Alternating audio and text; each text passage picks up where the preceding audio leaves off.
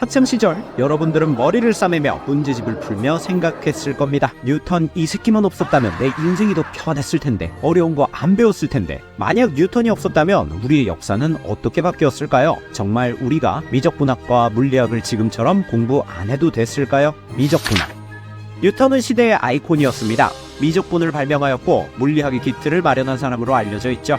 하지만 그 시대에 뉴턴 못지않은 천재들이 존재했습니다. 바로 라이프니츠입니다. 독자적으로 미적분학을 발견했다고 알려져 있죠.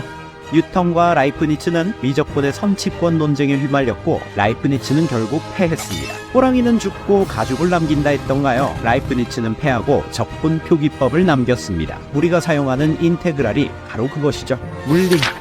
뉴턴이 물리학의 거장으로 올라서게 된 계기는 바로 증명이 있었습니다. 당시 크리스토퍼 렌츠, 로버트 훅, 헨리 해성의 헨리, 요 세 사람이 힘이 어리의 제곱에 반비례한다는 사실과 행성이 타원 궤도로 공전한다는 케플러의 법칙을 알고 있었습니다. 하지만 문제는 이 둘을 연결짓지 못했다는 거예요.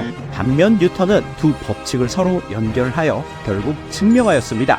필요한 재료들은 다 준비되어 있었던 상태였고, 결국 이를 활용해 막타를 친 게 뉴턴이었죠. 이후 헨리의 도움으로 뉴턴은 책 프린키피아를 출판하였고 전 유럽에서 유명세를 얻게 되었죠. 진화론. 진화론 하면 주구장창 듣는 이름이 있습니다. 바로 찰스 다윈이죠.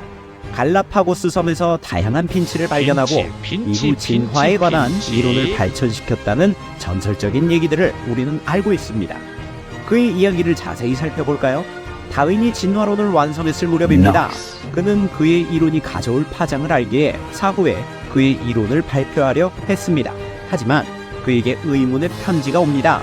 바로 러셀 월리스의 편지였죠. 월리스 또한 남아메리카와 동남아의 말레이 제도를 떠돌던 생물학자였습니다. 그 편지를 읽은 다윈은 충격에 빠집니다. 바로 자신이 발견한 진화론과 너무나도 같았기 때문이죠.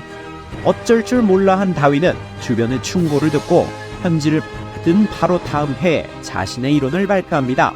월리스의 이름과 함께. 그 이후에 월리스에게 알리죠. 물론 당시 인지도가 없었던 월리스는 오히려 좋아를 시전합니다. 인기 있던 사람이 자신을 인정한 모양새였거든요. 그리고 현재 진화론은 다윈의 진화론으로 사람들의 기억 속에 남게 됩니다. 결론. 과학사를 살펴보면 같은 시대에 같은 발견을 한 경우가 상당히 많습니다. 특정 시대는 특별한 문제를 품고 있고 이를 해결하기 위해 많은 사람들이 달라붙죠. 결국 여러 사람이 특정 문제에 대한 해결을 동시에 발견하게 됩니다. 천문학에선 르베리에와 아담스가 동시대에 해왕성을 발견했죠. 화학에선 셸레와 라부아지에 프리스틀리가 산소를 동시대에 발견했습니다. 자, 이제 결론을 내릴 수 있을 겁니다. 뉴턴이 없었으면 우리의 삶이 더 편했을까? 우리의 공부량이 더 적었을까? 응, 아니야.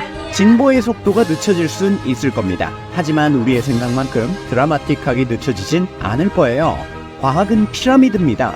천재들 뿐만 아니라 많은 사람들, 나와 너가 쌓아 올린 거대한 건축물이기 때문이죠. 결국 견딜 놈들은 계속 발견됩니다. 그럼 바이바이.